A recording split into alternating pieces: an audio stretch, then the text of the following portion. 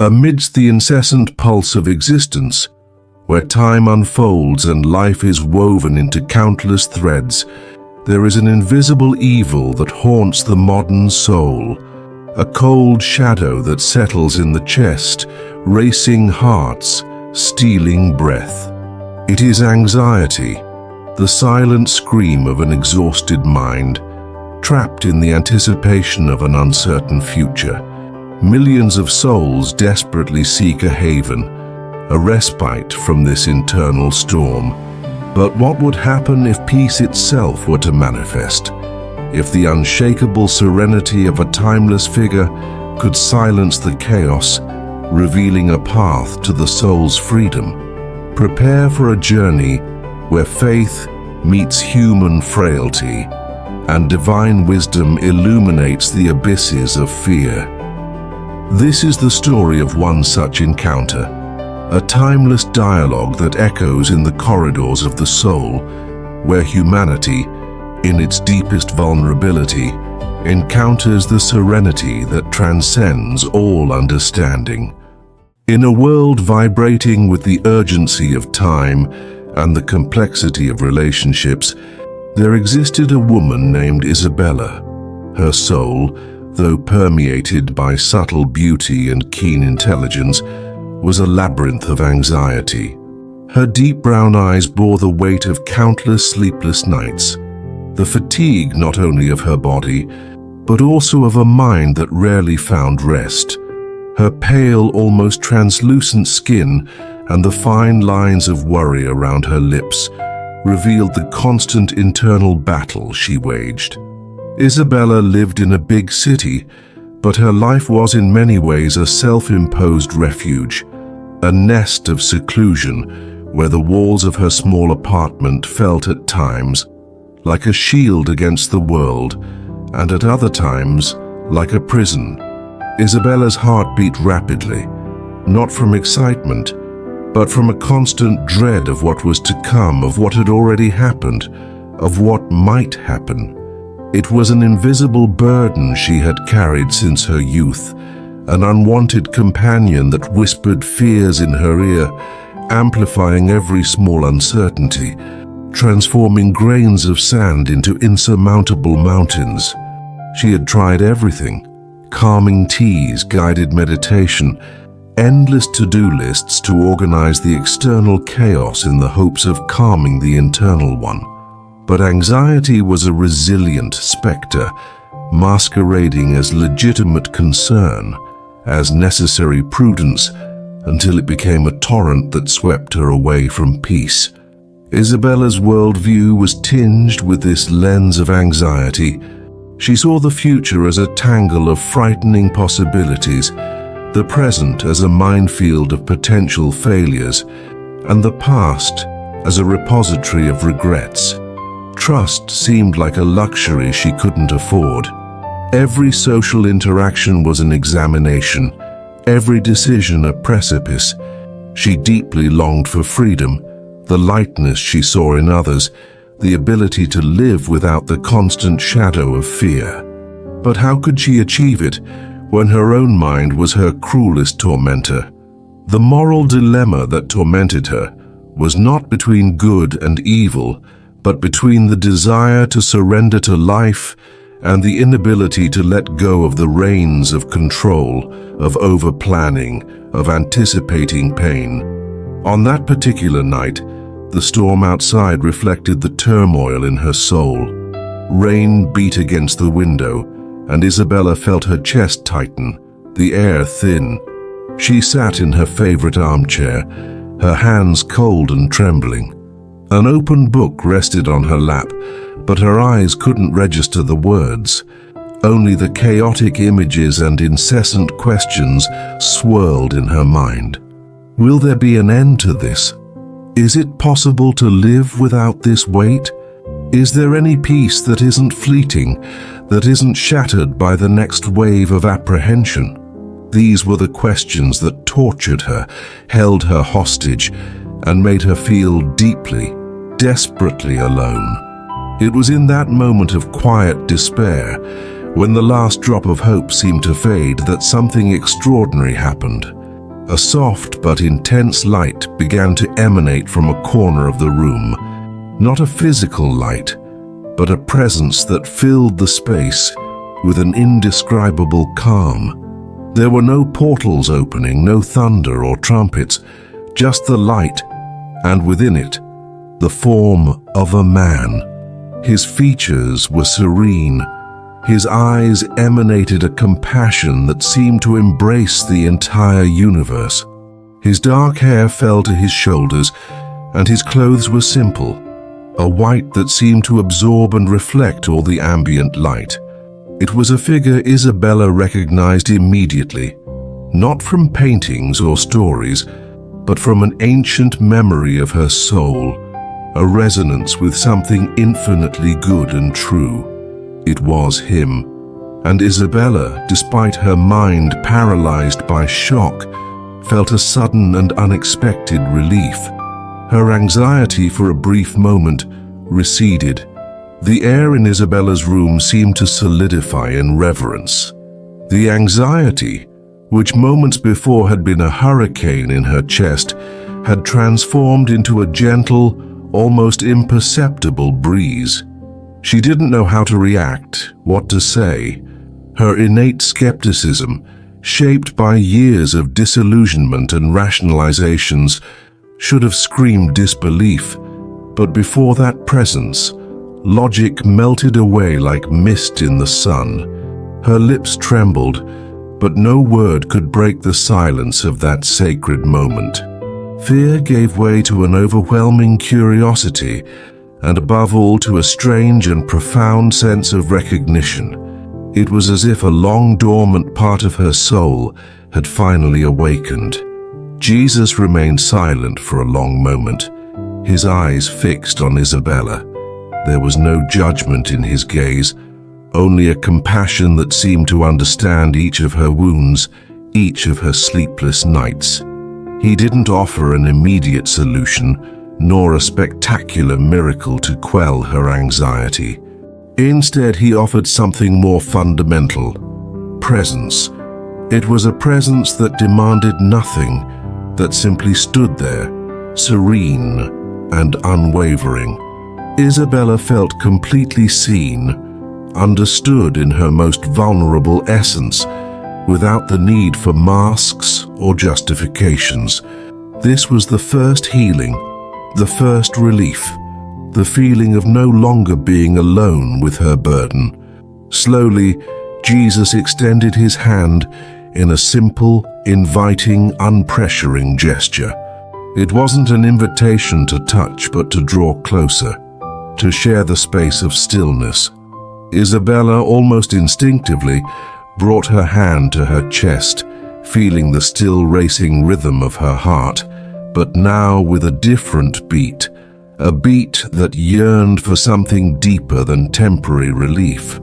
She swallowed hard, and the first question, a cry from her soul amidst the desert of anxiety, finally managed to escape.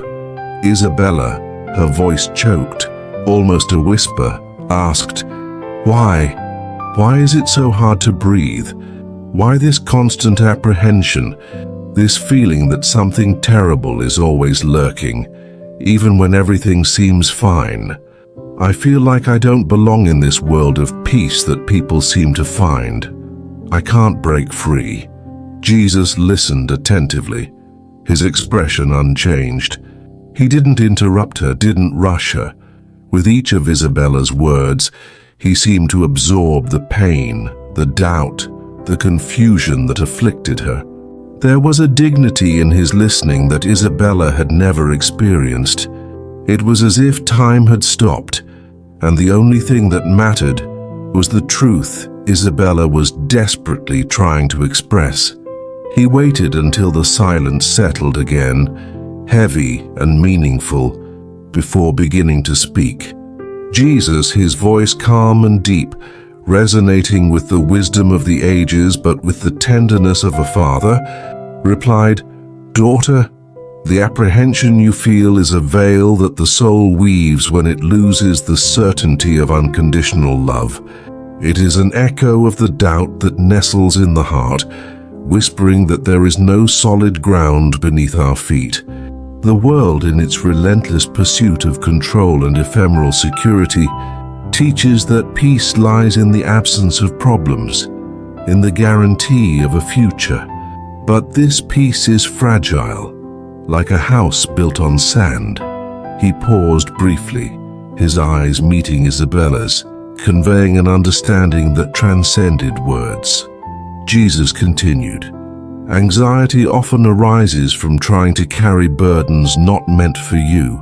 It is the result of a mind fixated on the future, speculating on dangers that may never come, and on the past, lamenting what cannot be changed.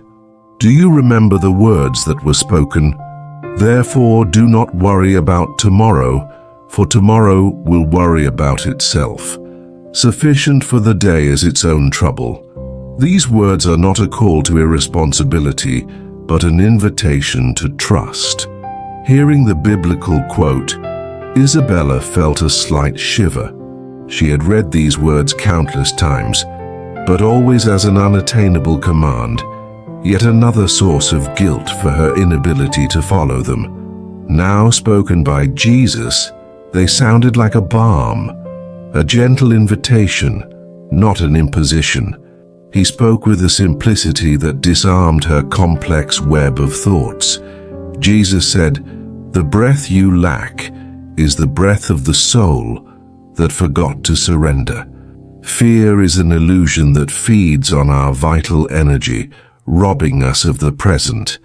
Peace is not the absence of storms, but the certainty that there is a safe harbor within you, regardless of the strength of the winds outside. It is faith that calms the storm in your heart, not escape from it. The freedom you seek is not in escaping the world, but in finding stillness in the midst of it. Jesus' words penetrated Isabella in a way no therapy or counseling had ever achieved. It wasn't just what he said, but how he said it, with a loving authority that dissipated resistance. She began to feel the knot in her stomach loosen, the tension in her shoulders lessen. The stillness around them was almost palpable, and within it, Isabella realized that the real battle was not against the outside world, but against the narratives of fear her own mind had constructed. A new, deeper question began to form in her mind. Jesus' words echoed in the silence of Isabella's room, like seeds planted in arid but now receptive soil. The idea that anxiety was a veil, not an insurmountable reality, began to take root in her mind, unraveling the bonds of her habitual perception. She had spent her entire life trying to control the uncontrollable, to predict the unpredictable. The suggestion that true peace lay in surrender seemed simultaneously liberating and terrifying. Liberating because it indicated a path out of her self-imposed prison. Terrifying because it required her to let go of the reins of everything she knew, of what paradoxically kept her safe in her suffering. A new thought, more subtle and profound, emerged from the stillness Jesus had brought. Isabella had understood that her anxiety was not just a symptom, but an intricate pattern of behavior and belief, almost an identity. She lived in constant anticipation of disaster, of imminent failure.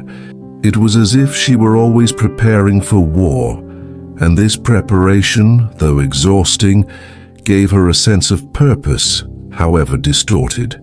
The question now was, how to unlearn fear, how to free herself from such a deeply ingrained habit of the soul. Isabella, her voice firmer but still charged with emotion, asked, "I understand what you say about trust, about not worrying. But how do you do that? How do you teach a mind that has spent years training to expect the worst to simply let go? It's as if fear were a part of me, a voice telling me to always be alert, always prepared for the next fall." I don't know how to stop listening to that voice. I feel guilty for this weakness, for not being able to have faith." Jesus nodded slowly, his eyes conveying a wisdom that understood the complexity of human suffering. He knew that liberation was not an instantaneous act, but a journey of self-discovery and surrender. He heard the guilt in Isabella's voice, the self-reproach that was yet another burden added to the already heavy cloak of anxiety. Jesus, with gentleness and clarity, responded, "Daughter, fear is not a weakness that defines you, but a feeling that manifests when the soul forgets its unshakable connection to the source of all life. It arises when the mind becomes a battlefield, where the uncertainties of the world seem more real than peace of mind. And the guilt of feeling fear is an unnecessary burden that only deepens the wound. Remember what is written, 'Do not be overcome by evil, but overcome evil with good.' The good here is not the absence of fear, but the action of cultivating trust, even in its presence." With each word, Isabella felt a new layer of understanding unfold. The idea that fear was not a moral failing, but an imbalance in the perception of her connection, brought immense relief. It wasn't about being strong all the time, but about recognizing the source of strength. Jesus said, "The voice that whispers fear to you is not your essence, but an echo of the world that lives in constant turmoil. To quiet this voice, you must nourish another, the voice of trust. Like a plant that needs water and sunlight to grow, trust needs daily nourishment. It is cultivated in stillness, in meditation on the truth that you are not alone, that there is a loving intelligence that sustains every thread of existence. When you worry about what you will eat or what you will wear, or about the tomorrow that has not yet arrived, you are diverting your energy from the present, from the only moment in which life truly happens." Jesus leaned in slightly, his eyes fixed on Isabella's, as if wanting her to absorb each word into her soul. Jesus continued, "Consider the lilies of the field, how they grow without toiling or spinning. And I tell you, not even Solomon in all his splendor was dressed like one of these. Now, if that's how God clothes the grass of the field, which is here today and tomorrow is thrown into the oven, will he not much more clothe you, O you of little faith?" This isn't a distant metaphor, Isabella. It's the essence of surrender. It doesn't mean you shouldn't act, but that your action should be born of peace, not despair. It means trusting that, even in the face of the unknown, there is a greater purpose that sustains you. Isabella closed her eyes for a moment, imagining the lilies in their simplicity and beauty, blooming without anxiety. The image was powerful, a vivid contrast to the complexity of her own existence. The comparison with you of little faith didn't make her feel diminished, but rather invited her to a path of greater trust. She felt a tear run down her cheek, but it wasn't a tear of sadness, but of profound recognition. The conversation wasn't just about religious faith, but about a fundamental faith in the goodness of life, in the interconnectedness of everything. Anxiety was a sign, an invitation to look within and realign with this universal truth. A new understanding was beginning to dawn in her mind, that peace was not a destination, but a practice. The revelation that anxiety was not a moral failing, but a deviation from trust, resonated deeply with Isabella. She felt the weight of guilt, which had plagued her for so long, begin to lift. The image of the lilies of the field, carefree in their existence, became a powerful symbol in her mind, an invitation to simplicity and surrender. But the human mind, with its ingrained patterns, does not transform in an instant. The questions persisted, now more focused on how to apply this wisdom to her daily life, in the ongoing battle against the voice of fear. Isabella felt a new urgency, not the urgency of anxiety, but the urgency to fully understand the truth that was being revealed. She had spent much of her life trapped in the future, trying to anticipate and control every possibility, and in the past, regretting mistakes and missed opportunities. The present, the only place where life truly happened, was a mere transition point, a corridor between what was and what would be. The idea that peace resided in the now was, for her, revolutionary and intimidating. Isabella, with a clearer voice and a hint of hope, asked, "If tomorrow brings its own worries, and if peace lies in trust, then how do I live in the present without drowning in uncertainty? I feel like I can't plan or even dream without anxiety creeping in and turning everything into apprehension. How can one have peace in a world so unpredictable, so full of suffering and pain? I see so much affliction all around me, and how can I ignore it and just trust? It seems selfish." Jesus listened to Isabella's question with the same loving attention, his eyes conveying an understanding that embraced both individual pain and the suffering of the world. He knew that compassion and action were not enemies of inner peace, but its highest expressions. Jesus, with serenity and depth, answered, "Daughter, the present is the anchor of the soul. It is the only point where you truly exist, where life manifests itself in its fullness. Anxiety tears you from the now and throws you into a future that does not yet exist, or binds you to a past that cannot be rewritten. Living in the present is not ignoring the suffering of the world, but finding the strength within yourself to face it and act. True peace is not the absence of challenges, but the ability to remain serene in the eye of the storm." He paused briefly, allowing his words to settle into Isabella's soul, while the light around him seemed like rhythmic pulses of calm energy. Jesus continued, "I am not telling you to live without planning, for wisdom also resides in prudence, but planning must be born of inspiration, not of fear. When you plan with anxiety, you are building on the sand of uncertainty. When you plan with confidence, you are sowing seeds into fertile soil, trusting that the harvest will come in due time. Remember what I told you. Seek first the kingdom of God and his righteousness, and all these things will be added to you." The kingdom, Isabella, is not a distant place in the sky, but a state of consciousness that manifests when you live in alignment with the truth in your own heart. It is the peace that transcends understanding. Isabella felt a deep recognition. She had read this quote before, but had always interpreted it as an instruction to seek a future salvation, not as a key to the present life.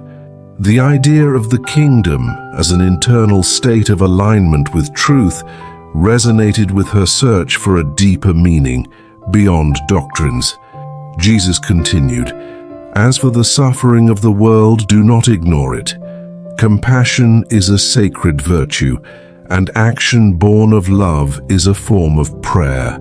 But do not allow the suffering of others to become your own burden, eroding your inner peace. You help the world not by drowning in its pain, but by becoming a beacon of light in the midst of darkness. A lighthouse doesn't go out in a storm. It shines brighter. When anxiety overwhelms you because of the suffering of others, turn inward, strengthen your faith, and then act from a place of fullness, not scarcity. For the best thing you have to offer the world is your own peace." Isabella felt the tears again, but they were tears of relief and clarity. The guilt for her anxiety, and even for her inaction in the face of the world's pain, began to dissipate. She understood that the greatest contribution she could make was to be a vessel of peace, capable of overflowing that peace to others. Jesus' vision, serene and unwavering, was a living example of what he preached. The conversation was not just a dialogue, but a rebirth, a reorientation of her soul's inner compass. She felt a twinge of hope, a certainty that though the path was long, she had the tools and inspiration to travel it. A new and final question began to form in her mind, the most crucial of all. Jesus' words spread through the room like a healing balm. Isabella felt a transformation, not only in her mind but in her body, in every cell of her being. Her breath, once short and shallow, now flowed deep and free. The tension in her muscles dissipated, and the fog that had obscured her worldview began to lift. She understood that peace was not a destination to be reached, but a seed to be cultivated, a state that must be nurtured moment by moment. The conversation with Jesus had transcended mere dialogue. It was an experience of alignment, of rediscovering a truth that had always existed within her, but had been buried beneath layers of fear and worry. The image of being a beacon of light amidst the darkness resonated with her soul, offering a new purpose, a new way to exist in the world without being consumed by it.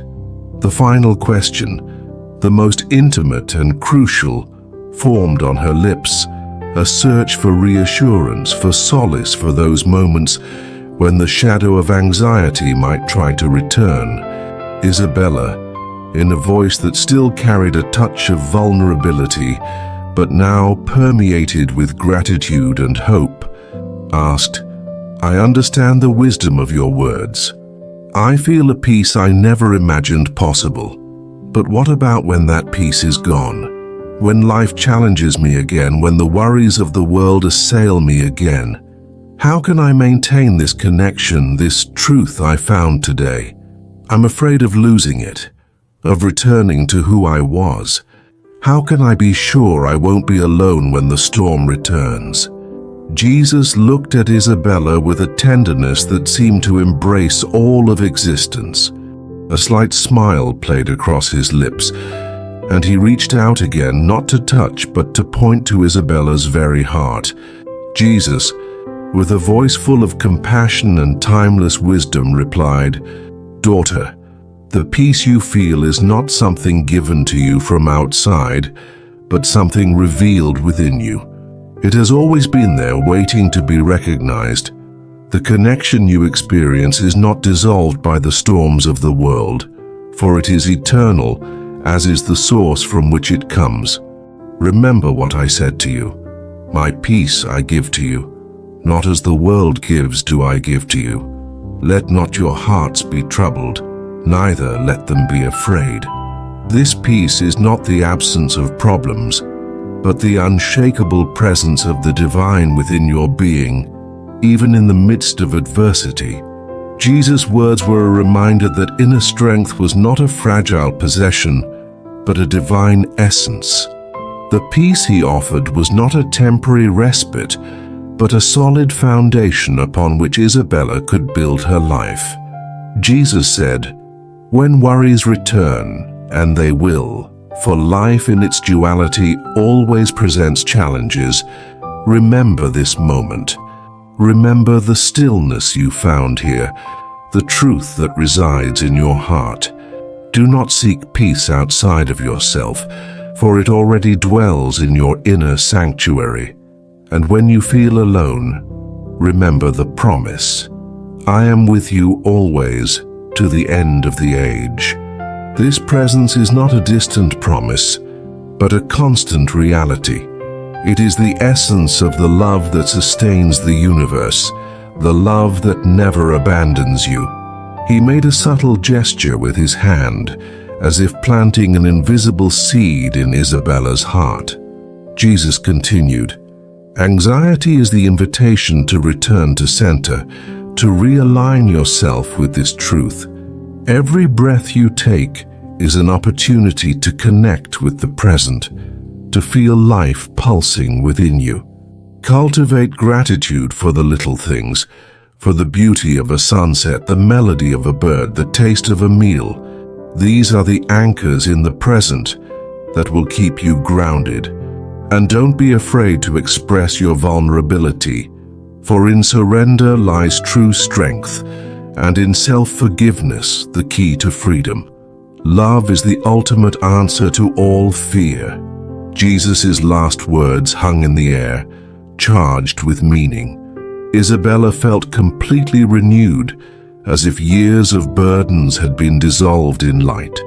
The fear of returning to the past had been replaced by a serene confidence in the future, and most importantly, a profound acceptance of the present. She understood that the journey was not over, but that she now had the tools and faith to walk it, no longer a prisoner of anxiety, but as a free and peaceful soul.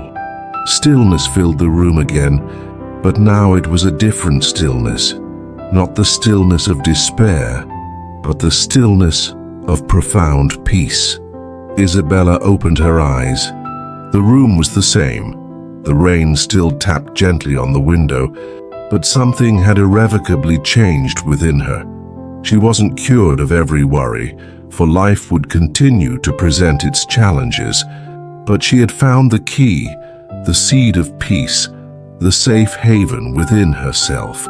She had spoken to Jesus, and in his words, she found not only answers but a path to freedom of the soul, and she knew that from then on, even in the strongest storms, she would no longer be alone. Isabella's journey reminds us that the search for inner peace is a universal human experience. What is your own existential question that resonates most with this story? Have you ever felt anxiety overcome you, or found a way to overcome it? Share your reflections, your theories about the deeper meaning of this narrative, or your own experiences searching for serenity in the comments below. Your perspective is valuable and can inspire many others. Let your light shine.